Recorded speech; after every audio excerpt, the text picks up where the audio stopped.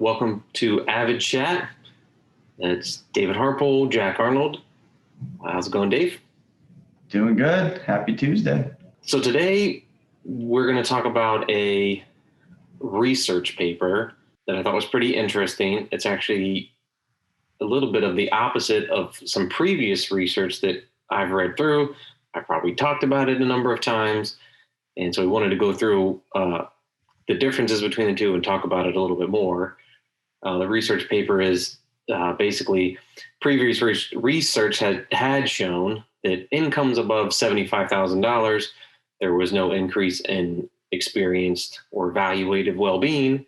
There's a new study out that says that that's actually not true, that there is kind of a linear step up as your income increases in both experienced and evaluative well-being. So experience being kind of in the moment, evaluative being looking back, kind of evaluating your life. So thought it was interesting. Like I said, it's kind of the opposite of the previous research. And I'm sure we've talked about it before. We've talked to clients about it. We've talked to other people about it. So I thought it was interesting to talk about. So who, I guess I do remember previously talking about this before. In fact, I think we actually used some slides that might have depicted that kind of like thing. Yeah. Or is it this way? I don't know which way this camera goes. So who's doing the research thing? What is it? I don't have, let me see. I can tell you the author names. Hold on, I'll tell you just one second. The authors are, I think it's the University of Virginia. It's Matt Killingsworth, edited by Timothy Wilson, University of Virginia. So it's pretty new. November. So basically what you're saying is the new research finds that what in fact the thought was level no more gained satisfaction from making more than 75, you kind of peak off, is in fact not the case, and there is some increase in satisfaction or feeling, or I'm not sure how they describe it in the new study. That's right. They call it well-being. So it's, okay.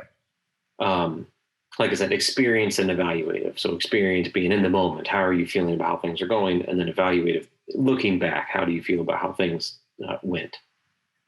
So the previous study, like you mentioned, is 75,000. We've even had discussions before that like $75,000 always seemed kind of arbitrary. If you go back and read the old research, it was actually a range that went up to 80,000. So it was more of a range than it was a kind of an ultimate limit. But we've even talked before that, $75,000 in Mississippi is different than $75,000 in New York City. The cost of living would be different. So there's always a little bit of there's some oddities about those numbers. I think a big difference between the two studies is that the first one did like simple binary yes no on how you were feeling about well-being. So it was, if you were feeling that you felt in control, it was yes no. If you felt something about your money life or something along those lines, it was yes no. Whereas the current study had a range, so you were ranking things on a 1 to 10 scale, so it had a little bit more nuance and granularity to the answers that people were giving instead of a yes no. Because once you're over, let's say that they were asking you, how do you feel satisfied with your financial well-being? The answer is either yes, no. Once you get to yes, there's no super yes or double yes. There's no levels to the yes or demise to the no on the negative side. Like you can't express that. Yep. So you couldn't be a 5 at 75,000 and then a 6 at 90,000. Whereas now the way they did it, you could. The other thing was the previous study used surveys. So they were mailing surveys or giving people surveys. People were filling them out. That's not real time. It's how did you feel in this moment? You're recollecting how you felt, or you're filling surveys out. And this is like a common problem with a lot of these, like a lot of social science research is the use of surveys, and that people, I don't know that people lie. It's just that people, I don't know. I forget what I ate yesterday, much less how I was feeling a month ago. So the surveys are always kind of dubious ways to gather data. especially from people, obviously, and how you were feeling. That's hard to fill out. The current study used smartphones. It's just easier now. People can do it real time on their phone, and it's immediate. So it's easier to collect the data. It's easier to analyze the data. It's easier to, it's actual real time. So it's just, I think just the methodology is improved. So it actually gave you a little bit more detailed info in the results. So what were some of the I guess, detailed findings? I mean, if they're saying there is actually some increase to well-being as you make more, did they define that specifically, or how did they capture that? Well, they did ranges, so it wasn't it wasn't like $75,001. You did ranges, so it would be self-reported. So they would ask you what your income was pre-tax, and that would bucket you into particular ranges, and then they would just ask you questions about. A question, for instance, would be, what was one of the questions? Money importance. How important is money to your well-being? And they would rank it on that. They would ask you essentially, how much control do you feel you have over your life? How much time do you feel that you have to get the things done you need to get done? I think one of the questions was essentially, how have you struggled in paying bills in the last 15 days? So questions like that. And then you would answer on a range of how difficult it was or how much time you thought you had. That's more or less what the questions were. So a couple of things stuck out. One was, I think I've seen this other places too. This is kind of this. I see this a lot. It's somewhat consistent between different things that I've read. And that's the having control over your life. Some autonomy. You can kind of direct your life. You have ownership over your schedule, is a good indicator of well-being. So the more control you have over your life, which seems so obvious, and maybe because it seems obvious, it seems true. They just measured it in this case, but that's one. So that's one of those things that you can take and say, well, you can kind of reverse engineer and say, well, if a improvement to well-being is having control over my schedule, well, how can I get more control over my schedule? If that's, maybe that's if you work at a job and you have a boss or a supervisor or something, is, talking to them about having a little bit more flexibility in your schedule. COVID's maybe giving people a little bit more flexibility in working from home and working from the office and having more time. So that's one of those things you could maybe even reverse engineer.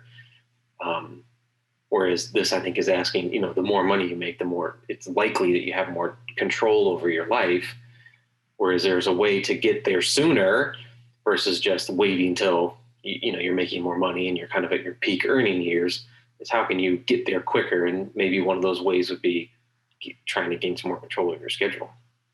But this research wasn't trying to in any way shape or encourage the making more money means more happiness, or like, what I'm saying? Because in the past, we probably said it, we've heard it for sure. Like, if I just made more money, but again, at some point, more money is just more money.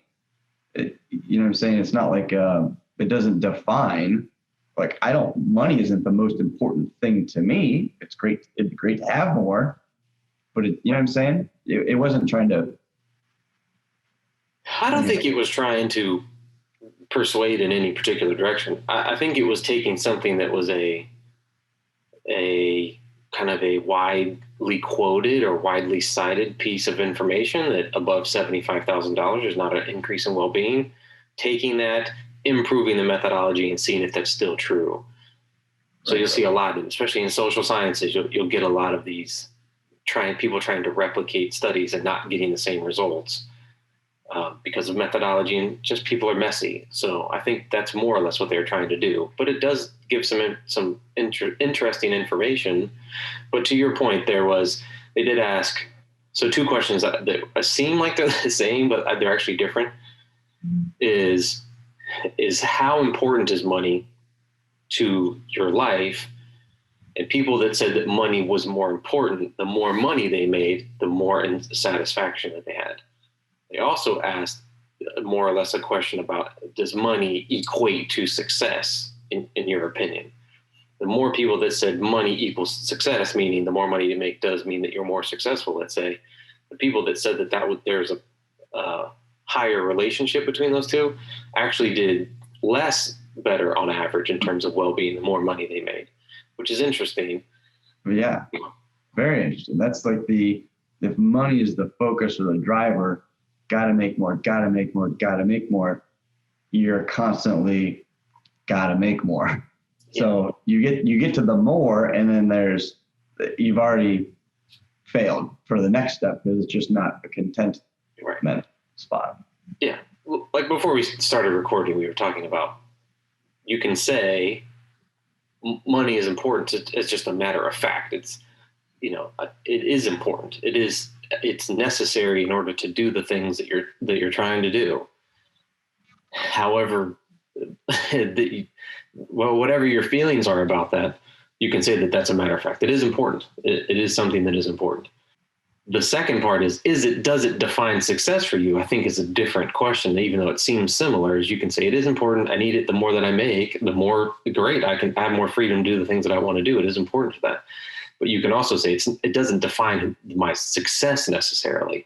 It might not be defining well-being, I think, which is what you said the research said, which is a pretty broad description. Yeah, it is. Well-being is how am I feeling? I'm thinking like, how does my soul feel? How am I happy?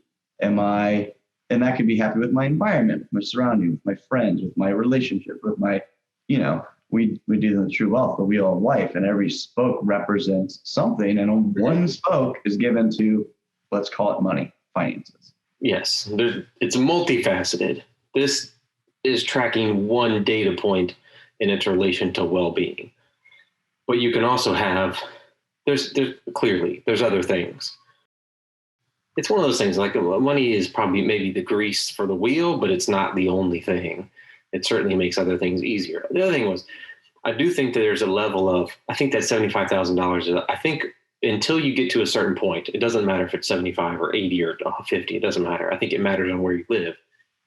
There is a point to where if you're below that, it's tough just to pay just the normal ins and outs of living. You're kind of, this is like you just want to be able to pay the rent when the rent's due, and you're constantly thinking about those things as opposed to more higher level things where you can actually focus on your well-being versus just getting through day to day. I think that's more what the first one was tracking almost, maybe indirectly, is people would get to a certain point and feel like, okay, I can breathe now. I feel much better. My day to day, week to week, I'm good. I'm not worried about necessities. It's like those bottom two levels on the hierarchy of needs. Like I have my safety, I have food, those things are taken care of. Now I'm working my way up. You get over a certain point, then you can start to work up those other levels of the hierarchy, but you have to do the other ones first, kind of how it works. So I think that's one thing. The second thing is about, it doesn't say that, it does say an increase in income increases well-being. It doesn't say that well-being is directly influenced by money per se. It goes up over time, but it doesn't say that, it's not the opposite, that well-being is only driven by income, let's say. So. Right. Yeah, that goes back to the multifacets of life. Yeah. And then it makes me think the correlation between good money habits at a lower income. Yeah. And how does that translate into if you do experience raises or more income, or, I think being single, getting married, if you combine forces, you kind of have dual power going at the same thing, different for every relationship, but tends to be an increase in money. Does that correlate as you make more and you have good habits, then your well-being increases even more compared to, I have poor money habits making little money. Yeah. For whatever reason, I start making more money, yet I still have poor money habits. I don't know. That's a good question. I don't think that they asked a question like we would say, like a financial satisfaction survey type thing, that, how do you feel about your money habits, or How do you feel about your saving habits? How do you feel about your ability to meet your obligations? How do you feel about your saving? I don't think it asks those kinds of questions. It would be interesting to see if you combined those two things. If you said, okay, an increase in income, increase in well-being, but if you also had, what, like you said, let's call it good money habits, what is the additional, if there is an additional increase in well-being? My bias is that it would be, but I don't know. I don't think that they ask those kinds of questions, but that would be interesting to know. I think this is super cool. Excuse me, just because if you think about even the trying to get even deeper into the new research thing, is it really stemmed from giving a range to answers, right? It's hard to, if you answered, you said this earlier, but if you answered yes to, do you feel more comfortable paying bills? Are you less anxiety about the unknowns? Yes, yes, and that's it. There's no differentiate between my level of happiness or well-being. If it's a yes, it's just, you're a yes, I'm a yes. Doesn't matter if you make 80 or I make 400. Right. We're both answering yes, therefore yes. Well, but one is, none of this stuff is set in stone, of course. Somebody else could come along and use a different methodology and get different results. So these things are always kind of pending, confirming experiments, I guess you would say. So none of this stuff is kind of set in stone. It makes intuitive sense. So it does kind of match up with that. Not that if it's counterintuitive, you should throw it away, but it's somewhat intuitive to think that's true. As far as like how you can apply this to yourself, I don't know that there's always a direct line between what some research shows and how you apply it to your life. I do think that there's a couple ways to do it. One is being ambitious and trying to earn more money is not the evilest thing in the world. Now, most people would say that it's obvious, but we've talked about money scripts in the past, and some people do have money scripts that they think, if you make more money, you're an evil rich person, and therefore they kind of self-sabotage. So if you're one of those kinds of people, there is an increase in well-being the more income that you make. So it's not the worst thing in the world to try to improve and put yourself in a position to earn more income. I think I would say what it doesn't say is that it's the only thing. I think that's what I'd want to emphasize. It doesn't say that the only way to increase your well-being is to make more money. It certainly helps. That's like the idea that it's important, but it's not the only definition of success, let's say. So, and then the last thing would be putting yourself or kind of creating the environment to where you can actually get better or improve so that you can earn more income, instead of being in a position where you're just trying to make it through. This is like the whole mental energy thing, is if your mental energy is focused on just like getting through the day to day, the better position you can put yourself in to actually earn more income. And I'm going to try to make this as fast as I can, so it doesn't go super long. So some popcorn and like a soda. Yeah, I want to make it quick. I think this is interesting. I've been thinking about this ever since I listened to this thing. So Matthew McConaughey, who I always say Dave looks like Matt McConaughey or whatever, just especially now with the long crazy hair. Yeah, and he has those goofy Lincoln commercials. Anyways, he's a funny dude. So he has a book coming out. Actually, towards the end of last year, he had a book coming out. So he's like doing the rounds and doing interviews. And he was on an interview, and he was telling the story about going from being kind of like rom-com guy to doing these more kind of serious roles. He was like a film student at UT. So he was serious about just like the craft. He didn't just like fall into it. So he was trying to go from being a rom-com guy to doing more serious types of roles. The lights went out. Yeah. There we go. All right. So he's telling the story, and basically he's telling the story of, he told his agent, I want to do different roles. I don't want to be just rom-com guy. And his agent said, that's fine. And so he kind of went on this, I guess you'd call it a weird kind of forced sabbatical, where he wouldn't do rom-coms. He'd get all these offers and he would say, no thanks, no thanks, no thanks, no thanks. He finally got this one that started it was like $8 million, and it was $11 million. And he kept saying, no. It got up to 15, and he was like, well, let me read it. I'll take a look. And he's like, it's the strangest thing. It got better. The script was better. He's like, but eventually I just said, no, thanks. And one, obviously it's a lot of money, like there's no doubt. But, I'll get to the kicker in just a second, is, he did previously, he made a lot of money. He put himself in a position to not have to say, I have to take it. Like, he could have been the guy this is whether you're making $1 million a year, or making 200,000 a year, making 100,000 a year, you can be paycheck to paycheck. We've seen it many times. He could have been the guy that was like, I have these obligations. I'm paycheck to paycheck. I got this big house in Beverly Hills. I have to pay these bills. I have to take these jobs because I have to make this money. But he put himself in a position where he could work through this whole, I think it ended up being something like 18 or 22 months of not having any money. And finally, once he kind of said no to that 15 million, word got around that it's done. Stop sending him. He's not going to do them. And he started picking up, if you followed him at all, True Detective, and he did Dallas Buyers Club, all these kind of, which are just like the opposite of rom-coms, obviously. And it's kind of taken off. He's done all kinds of stuff, won an Oscar and all kinds of things.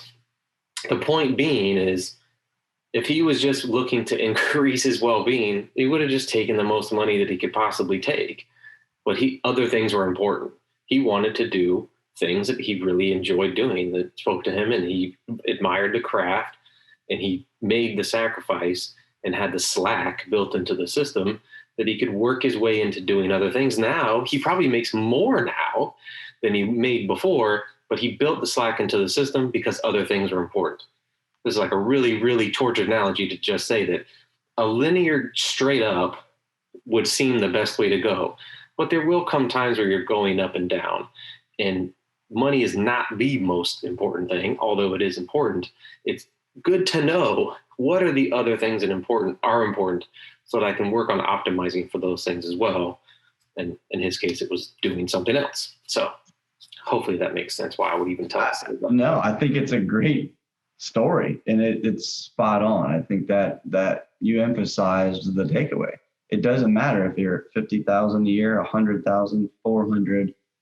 If you have an idea and take time to think about what am I really want out of life and where are my priorities and how does that fit, it might take some time to get there, right? Yeah. You just start off, boom, making 20 million a movie. He didn't do that. Right. So I think it's a great point. It goes along with the study that there is some truth and validity to, yes, earning more probably increases your well-being, but that doesn't mean you have to wait until you make $500,000 a year or something to get there. So I think it's perfect, man. It's a great topic. Glad you shared it. The only thing I have left to say is, all right. All right. Yeah. All right. See you. See you guys.